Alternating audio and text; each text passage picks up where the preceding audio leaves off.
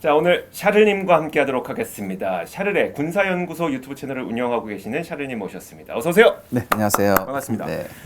제가 오늘 이 샤를님을 모셨기 때문에 간략한 소개를 먼저 해드리자면, 일단 이름은 이세환, 군사 전문 기자 겸 작가로 활동하고 계시고요. 양력을 보면 월간 군사세계의 취재부장이셨고요. 그리고 국방TV 토크멘터리 전쟁사, 아마 이거 기억하시는 분들 많을 텐데 네. 여기서 인기몰이를 하신 다음에 2021년 7월에 샤를의 군사연구소 유튜브 채널을 개설한 이후 지금 빠르게 성장해서 26만 명 넘는 구독자를 갖고 계시는 바로 군사 전문가이십니다. 제 소개 어땠어요?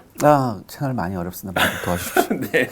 자, 샤를의 군사연구소도 많은 사랑 부탁드리도록 하겠고요. 오늘 제가 샤를님을 모신 거는 정말 찐이 정말 도른 척하고 네. 핵 버튼을 누르게 될 것이냐를 들어보고 싶거든요. 네. 그에 앞서서 네. 요즘에 러시아랑 우크라이나 상황은 좀 어떤 상태예요? 지난 2월 24일에 이제 전면적인 침공을 했었죠. 네. 그때만 하더라도 많은 전문가들이 러시아가 이렇게 우크라이나에 대해서 전면적인 침공을 할 거라고 생각을 못 했었어요. 그러니까 러시아는 확실한 전략적 목표가 있었거든요. 그러니까 도네츠크, 그러니까 돈바스부터 네. 크림반도까지 연결하는 이른바 남부 회랑의 연결이 전략적 목표였는데, 이 전략적 목표에 대한 군사력 투사가 아니라 네. 수도 키우에 대한 군사력 투사. 그러니까 모든 국경선에서 러시아군이 전부 다 그렇죠. 침공하는 그런 네. 양상을 보였어요. 그래서 굉장히 놀랐죠. 네. 그래서 처음에 러시아가 한 말은 3일 안에 키우 함락하고 일주일 안에 뭐 전쟁 끝낸다 뭐 이런 식이었는데 그건 완전히 물거품이 됐고, 네. 우크라이나군이 굉장히 잘 썼고, 물론 이제 서방의 지원도 있었고, 그럼에도 불구하고 이제 그 마리우폴이 남부 전선에서 끝까지 버텼지만 결국에는 남부 회랑 연결에 러시아군이 성공을 했었어요. 네네. 전쟁이 곧 끝날 것 같다라고 했는데 러시아군이 여기서 돈바스에서 더 나아가려고 했죠. 그러니까 돈바스 지역에서의 그 어떤 그 완충지를 좀 더 두텁게 하려고. 네.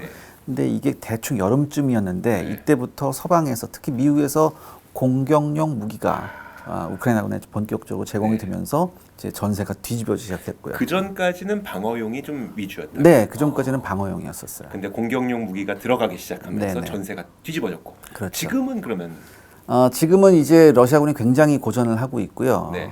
뭐 굉장히 고전한 이후에 지금 러시아군이 징집을 시작했죠. 그 전까지는 특별 군사작전이었는데 네. 제한적인 군사작전이었거든요. 근데 이제 징집을 했다는 건 뭐냐면 이건 전쟁이죠. 특별 군사 작전이 아니라 네. 지금까지는 본인들이 말하기로는 러시아 땅에 있는 네. 러시아인들을 보호하기 위한 군사 작전이다라고 네. 했지만 징집했기 때문에 이젠 전쟁으로 양상이 완전 바뀌었죠. 그 징집령 내리기 전까지 2주 전까지 푸틴이 뭐라고 얘기했냐면 13만 7천 명 정도만 이제 징집을 해서 이제 그냥 그것도 강제 징집이 아니라 그냥 징집을 해서 이제 러시아 국민들의 일상생활에 전혀 영향이 없게 할 거다라고 얘기했는데 2주 만에 자기 말을 뒤집은 거거든요. 전면적인 그 징집령에서 동원령을 내는 거예요. 그러니까 징집령이 아니라 동원령. 그쵸. 예비군 동원령을 내린 거였죠. 그러니까 이게 한마디로 굉장히 러시아군이 전선에서 병력 소모가 막대했다.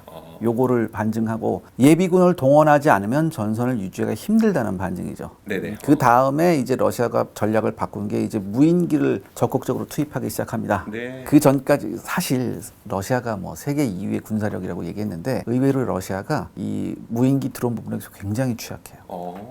특히 러시아 공군들의 네. 반발이 굉장히 심했어요. 왜냐하면 공군의 반발이요? 네. 자기 밥그릇 뺏긴다. 이게 25년 전에 서방 측 공군 조종사들이 보였던 모습이거든요. 네. 근데 이걸 지금 러시아 공군이 지금 보였다가 네. 도저히 안 되겠으니까 도저히 안 되겠으니까 이제 이란으로부터 드론을 수입해서 투입하기 시작했는데 수입한 드론이 두 종류예요. 네네. 하나는 이제 전선에 나가는 종류, 모하제르 6라고 하는 거. 네네. 그다음에 또 하나는 우크라이나 국민들한테 충격과 공포를 주기 위한 이제 가미카제식이라고 해서 자살 폭탄 네네네. 그 드론인데 그게 샤헤드 136이라고 하는 거. 샤헤드가 좀 작은 거죠. 삼각형 네네. 모양으로 그렇죠, 생긴 맞습니다. 거. 그리고 조금 전에 말씀하셨던 모하제르는 이제 바이락트라 같이 좀 비행기 같이 생겼어요. 비행기처럼 생긴 예. 그 드론. 둘 다 무인 드론. 네네. 그리고 샤헤즈는 자폭 드론. 네, 자폭 드론이죠. 이 자폭 드론이 주로 지금 그 우크라이나의 에너지 기반 시설을 공격을 하고 있거든요. 네네. 그래서 지금 우크라이나의 그 에너지 시설 거의 한 40%가 파괴됐어요. 근데 지금 겨울이 다가오는 이 시점에서 이렇게 되면 우크라이나 국민들한테 굉장히 혹독한 겨울이 될 수도 있습니다. 그렇죠.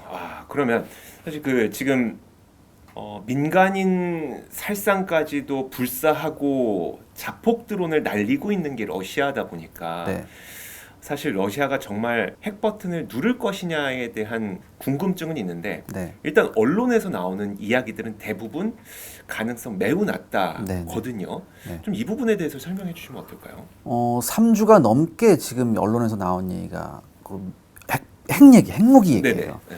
이거는 제가 생각하기엔 어디선가 소스가 있다는 얘기거든요. 이거 소스가 있다는 얘기예요. 왜냐하면 이게 너무 끊임없이 나왔어요. 네네네. 너무 끊임없이 나왔고 두 번째 그렇다면 핵 버튼을 과연 누를 것이냐. 사실 핵무기를 사용한다는 것은 이건 공멸이거든요. 이건 공멸이기 때문에 네. 그런데 중요한 건 뭐냐. 우크라이나가 나토 가입 국가가 아니에요. 그렇죠. 그렇기 때문에 이게 또 애매한 측면이 있어요. 네. 그럼에도 불구하고 핵 공격이라는 거는 국제사회에 완전히 이건 뭐 나는 악마요를 외치는 거거든요. 네. 그렇기 때문에 핵 사용 가능성은 낮지만 네. 대충 5가지 시나리오를 볼 수 있습니다. 첫 번째 말로만 협박하는 거. 계속. 예, 계속 네. 말로 협박하는 네네. 거. 두 번째는 이제 위협성, 그러니까 현시성 위협이죠. 쉽게 말해서 전술 핵무기를 바짝 배치한다거나 네네. 아니면 전술 뭐 어뢰를 탑재한 잠수함을 내보내는 뭐 네. 이런 거 같은 이렇게 야 우리 쏜다 한다. 나 간다. 간다. 나 이거 보이지? 나 나 지금 간다. 뭐 근지러워 막 네네. 이런 거 이런 거죠. 세 번째는 이제 제한적인 전술 핵 공격이 있겠고요. 제한적 전술. 네. 잠시 후에 들어볼게요. 네, 네. 네 번째는 적극적인 전술 핵 공격. 어. 다섯 번째는 전략 핵 공격이 있죠. 5번이 거의 뭐 나가사키 히로시마처럼 이제 아니죠. 최악의- 그것도 아니고 뭐 비슷해요. 그러니까 네. 이제 쉽게 말해서 이제 4번, 5번은 네. 좀 가능성이 낮은데 적극적인 전술 핵 공격이라는 건 뭐냐면 우크라이나의 군사 목표에 전술 핵 공격을 하는 겁니다. 여기서 전술 핵이라는 것은 100킬로톤 미만의 핵폭탄을 사용하는 거예요. 네네. 나가사키에 썼던 게 20킬로톤이거든요. 네. 그러니까 한 100킬로톤이면 한 5배 정도 되는 거죠. 네네. 그 정도 핵무기를 쓰는 거다. 음. 근데 이것도 굉장히 가능성이 낮죠. 일단은 어떻게 됐든 이게 핵무기를 쓰게 되면 네네. 큰일 나니까. 그다음에 5번 전략 핵 공격이라는 건 저 수도 키우에 100킬로톤 이상의 전략 핵무기를 날리는 건데 네네. 이것도 굉장히 네, 그쵸, 가능성이 낮죠. 그다음에 가장 가능성이 큰 건 1번, 2번인데 네. 3번 제한적 전술 핵 공격도 지금 상황에서는 무시할 수는 없다. 잠깐만요. 제한적이지만 전술 핵을 써서 공격한다는 건데 네. 핵을 그럼 버튼을 누를 거란 얘기잖아요. 네, 누르긴 누르는데 네. 피해가 없게 가는 방법. 그런 게 있어요? 그러니까 제가 여기서 네네. 소설을 한번 써보면 네네네. 제가 또 작가니까 소설을 한번 써보면 네. 첫 번째 이제 우크라이나가 이제 흑해하고 접해 있잖아요. 그렇죠. 네. 이제 오데사 유명한 항구가 있는데 네네. 그 앞바다에 굉장히 위력이 낮은 전술핵을 쏘는 겁니다. 바다에. 네, 바다에 전술핵이 위력이 낮은 전술핵이 들어가게 되면 이 바닷속에서 폭발하는데 네. 그럼 뭐 이제 방사능 나고 난리가 나는 거 아니냐. 근데 네네. 이게 수압 때문에 네. 이게 많이 못 퍼져요. 그래서 거의 효과가 방사능 효과 거의 없다고 뭐 아주 없는 건 아닌데 네네네. 굉장히 미미해요. 굉장히 미미하고 대신 현시성 효과 눈으로 보는 효과는 굉장합니다. 뭐 물기둥이 어마어마하게 걸려. 네. 솟구치고 뭐 지축이 흔들리고 꽉꽉 강하죠. 위성에도 잡히고. 네. 그렇게 되면 네. 쐈구나. 네. 저거 우리 머리 위로 날아올지도 모르는데. 그리고 계속해서 푸틴이 이제 위협을 했잖아요. 네네. 푸틴이 뭐라고 그랬냐? 우리 이거 헛소리하는 거 아니라고 했거든요. 그쵸. 그런데 이걸 했단 말이죠. 그럼 이제 어느 정도 이제 현실성이 있는 거죠. 근데 이것도 굉장히 미친 짓이에요, 네, 사실. 그쵸. 네. 두 번째는 조금 더 현실적인 방법이 있어요. 네네. 이게 뭐냐면 전술핵을 우크라이나 영공에 쏩니다. 영공이에요? 예, 영공에 쏴서 고도 한 100km 정도에서 네. 폭발을 시켜요.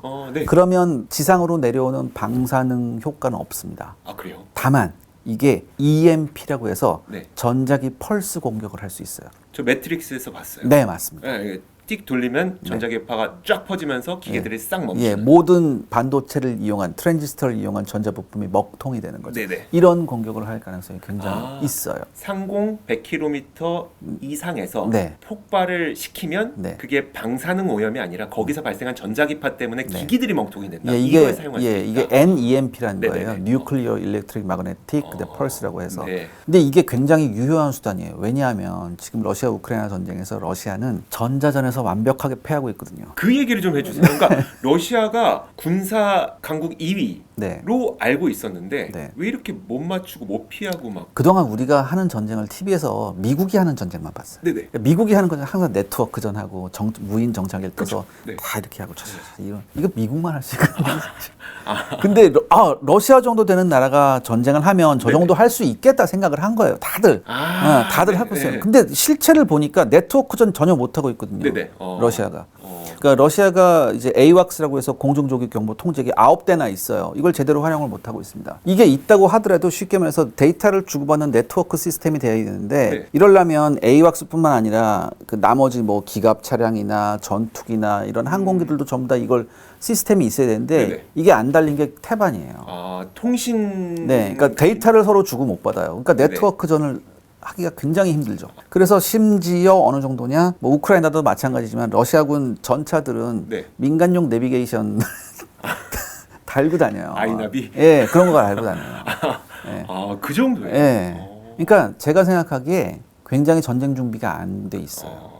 예전에 2014년에 크림반도를 침공했었을 때, 네네. 크림반도 작전했을 땐 많은 분들이 잘 모르시는데 네. 별다른 교전 상태가 없이 네네. 크림을 먹어버렸거든요. 네네. 러시아가 특수부대를 동원해가지고 이른바 하이브리드 작전이라는 걸 했는데 그때 러시아군하고 지금 러시아군하고 다른 나라 군대인가라고 할 정도로 그 정도예요? 전면전을 해봤는데 굉장히 못하는 거예요. 두 번째, 이 전쟁 준비가 왜 안 돼 있냐 이걸 네네. 어떻게 할 수 있냐면 그 군대의 진짜 실력이 어디서 나오냐면 네. 공격 작전에서 나와요. 공격 작전. 네. 특히 공격 작전에서 어디에서 나오냐? 첫 번째 보급을 받을 때예요.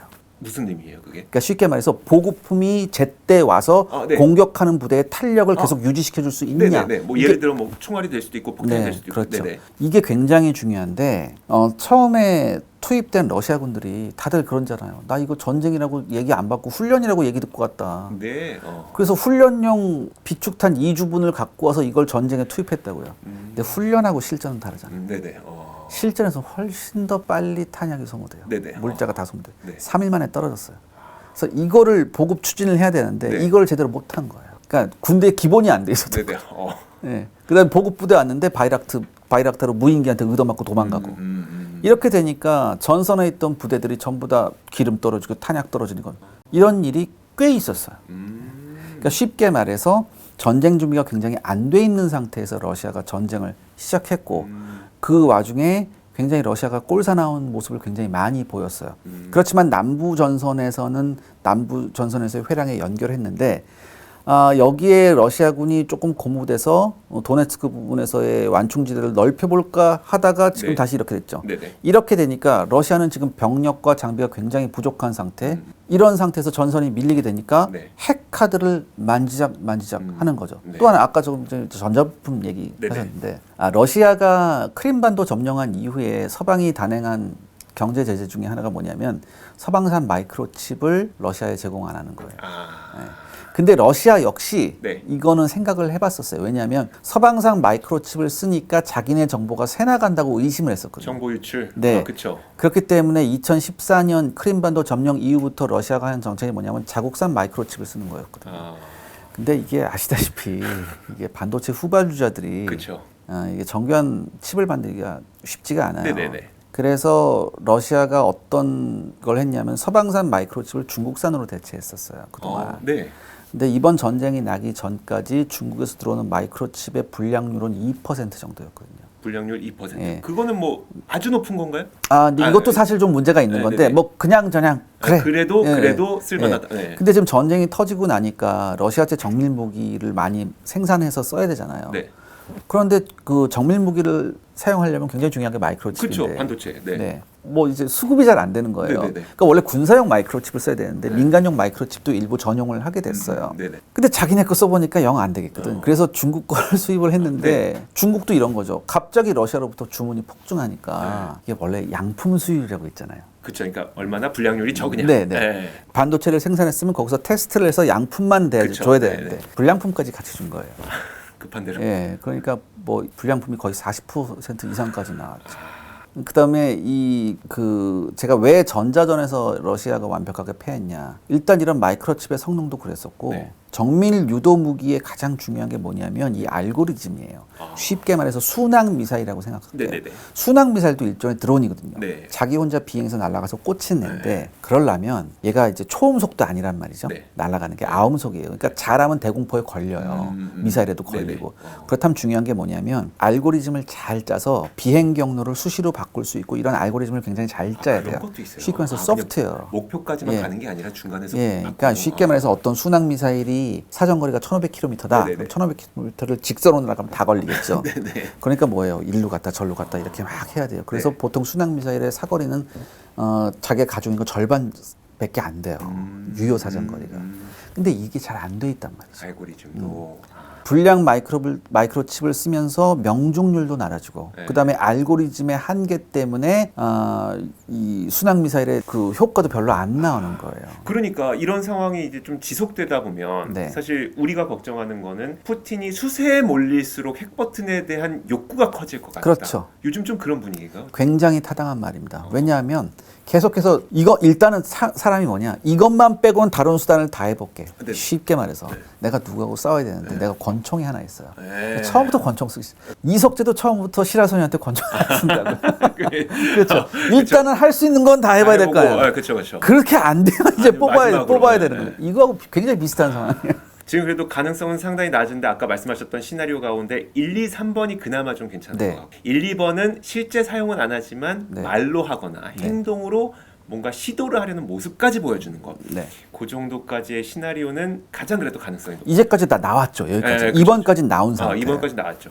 근데 그 2번까지 나온 거에 대해서도 네. 아니란 얘기도 있긴 하지 않아요? 어떤 아니라. 그러니까 실제로 이들이 핵탄두를 뭐 옮긴 건 아니다. 그러니까 해당 열차가 움직였지만 그런 네. 얘기는 없나요? 그러니까 그런 거죠. 다 뭔가 뭐 한 게 움직였대. 네네. 아니면 뭐 핵 어뢰를 탑재한 잠수함이 출동을 했대. 네네. 이건 2번에 해당되는 거예요. 이런 말로만이라도 실제로 안 보여줘도요. 그러니까 말로만 이렇게 해서 이렇게 됐대. 일단은 그리고 실제로 잠수함이 출격을 했거든요. 네네. 그러니까 이런 거죠. 그렇죠, 그렇죠. 옮겨갔으니까. 네. 아하. 그러니까 예를 들어서 핵 어뢰 같은 경우에는 제가 말씀드릴 때 오데사 앞바다에서 터뜨리기 굉장히 좋죠. 핵 어뢰를 그 안에서 그렇죠, 그렇죠. 폭발을 시키면 되는 거예요. 그러니까 두려워하지만 네. 가능성은 좀 낮아 보이는 게 맞을. 3번도 사실 제가 아까 말씀드렸듯이 네. 푸틴이 핵가닥 해야 돼요. 핵가닥 하려면 어떤 일이 벌어져야 될까? 그러니까 그걸 조심해야 되는 거니까 우리. 네. 예. 그러니까 핵가닥 하려는 것 중에 그 가장 중요한 것 중에 하나가 국내에서조차 정치적 위기에 몰리는 거죠. 지금은 국내 정치를 푸틴이 꽉 잡고 있잖아요. 네네네. 근데 국내에서조차 만약에 정치적 위기에 몰린다 이러면 굉장히 어리석은 판단을 할 가능성이 높아요. 네네. 외부의 어떤 그 공격은 그러니까 외부의 어떤 언론이나 이런 공격은 푸틴으로서는 그쵸. 신경 안 써도 돼요, 네네. 사실. 굉장히 신경 안 써도 네네. 돼요. 근데 문제는 뭐냐면 내부에서의 어떤 변화죠.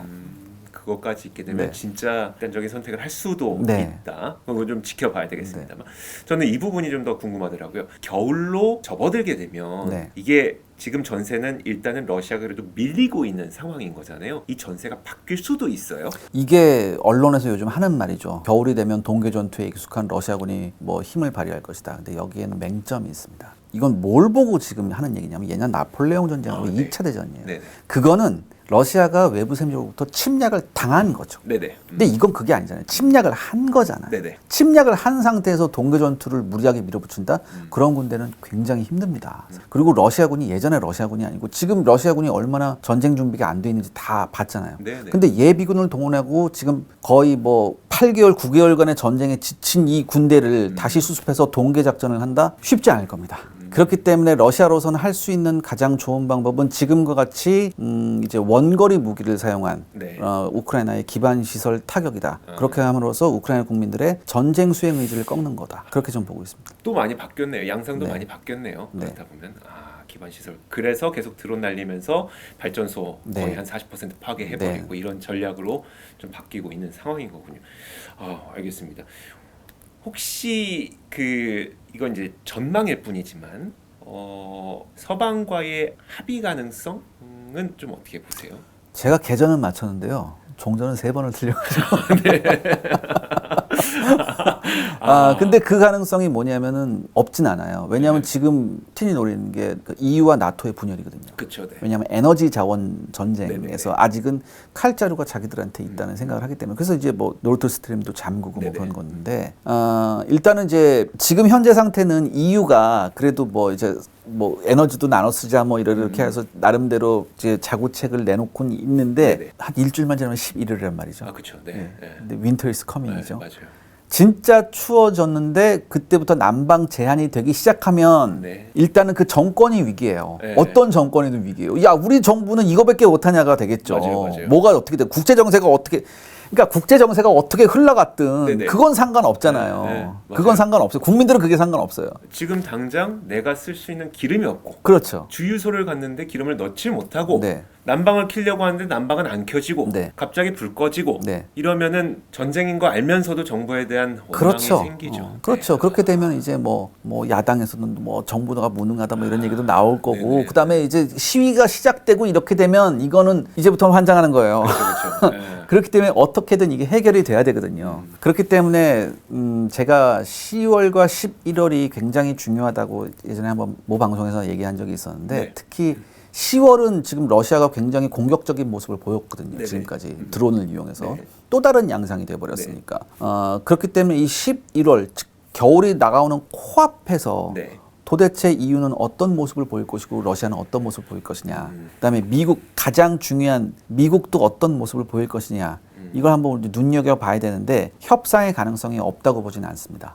왜냐하면 그 터키 에르도안 대통령이 굉장히 왔다 갔다 많이 하거든요. 네네네. 왔다 갔다 많이 했고 러시아도 얼마 전에 얘기를 했죠. 뭐 우리는 협상할 준비가 돼 네. 있는데 우크라이나가 협상을 안 한다. 네네. 뭐 이런 식으로 얘기를 했거든요. 그 계속해서 책임을 떠넘기는 거예요. 네네. 책임을 떠넘기고 있고 그 이유도 제가 방금 전에 말씀드렸듯이 뭐 나름 자구책을 찾는다고 했지만 일주일 단위로 4~5도씩 그렇죠. 온도가 떨어지면 네네. 이게 또 어떻게 될지 모르거든요. 그쵸. 그렇기 때문에 겨울이 오기 전에 어떤 뭐 협상의 가능성이 있다고는 전 봅니다. 협상의 가능성이 충분히 있다고는 보는데 네. 모르죠. 또 어떻게 될지. 그쵸. 제가 이것까지 뭐 이렇게 전 일단 가능성이 있다고만 말씀드릴게요. 네네. 왜냐하면 딱 제가 거기까지 세 번을 틀렸기 때문에 가능성이 있다고만 말씀드리는데 아마 근데 사실 전 제가 푸틴이라도 대화를 하고 싶을 거예요. 왜냐하면 이제 예비군 동원령을 내렸는데 그 예비군 동원령이 30만에서 끝나느냐. 네. 이건 아닐 것 같거든요. 더 이건 필요해. 굉장히 아닐 것 같거든요. 네.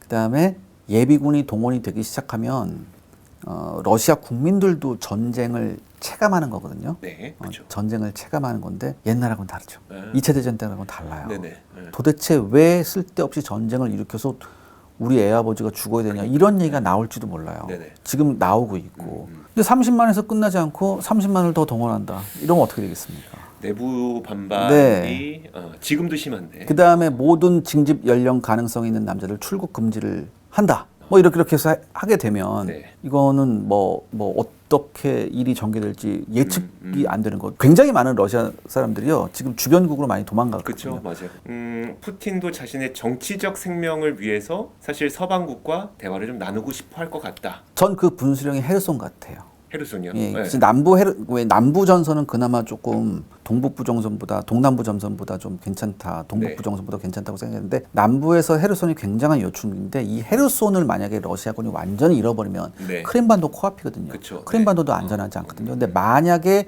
이 헤르손 방어에 러시아군이 실패한다라고 하면 그때부터는 굉장히 그 그럼 오히려 시계가 핵 위기가 시계가 빨리 돌아갈 거예요. 그러니까 위기의 시계도 빨리 돌아가고 네네. 다른 한편에서는 협상의 시계도 굉장히 빨리 돌아갈 가능성이 있다. 근데 지금 헤르손에서 러시아군이 고전하고 있거든요. 네네. 그렇기 때문에 앞으로 이 11월 달까지 헤르손이 어떻게 되느냐 이게 전 굉장히 좀 주의 깊게 보고 있습니다. 알겠습니다. 자, 오늘의 이야기를 좀 정리를 해보면 푸틴이 핵을 선택할 가능성이 있는 시나리오 5가지를 정리해 주셨고요. 첫 번째가 말로, 두 번째가 그냥 움직이는 것만으로 여기까지는 이미 보여줬었고, 세 번째가 제한적인 전술 핵을 뭐 바다에 떨어뜨리거나 아니면 영공에서 쏴서 EMP 전자기기들 효과를, 네. 먹통을 만들거나, 네 번째가 전술핵, 그리고 5번째가 전략핵. 네. 하지만 4~5번째, 3번째까지도 네. 가능성이 그렇게 높진 않다. 네. 하지만 이번 겨울이 지나기 전에 네. 유럽도 사실 니즈가 있는 거고 그렇죠. 푸틴도 사실 니즈가 있기 때문에 이번 겨울이 본격적으로 들어서기 전에 그들도 모두 얘기를 하고 싶지 않을까. 네. 이 정도까지 생각하고 계시는 네, 그러니까 왜냐하면 러시아, 우크라이나 외에 당사국이 아닌 사람들의 피해가 지금 엄청나게 커지고 있으니까 네, 네, 네. 이거는 좌시할 수 없는 거거든요, 사실. 알겠습니다. 와, 저 걱정했었는데 사실 그 걱정을 덜진 못하겠어요. 아직 네. 덜진 못하겠지만 그래도 중요한 지점이라고 말씀하셨던 헤르손도 한번 좀 잘 살펴봐야 되겠구나 네. 라는 좀 메시지를 갖고 오늘의 이야기를 여기서 마치도록 하겠습니다. 샤를의 군사연구소를 운영하고 계시는 유튜버이자 군사 전문 기자 겸 작가 이세환님, 샤를님과 함께 오늘 과연 정말 푸틴이 핵 버튼을 누르게 될 것이냐에 대한 자세한 이야기 나눠봤습니다. 고맙습니다. 감사합니다.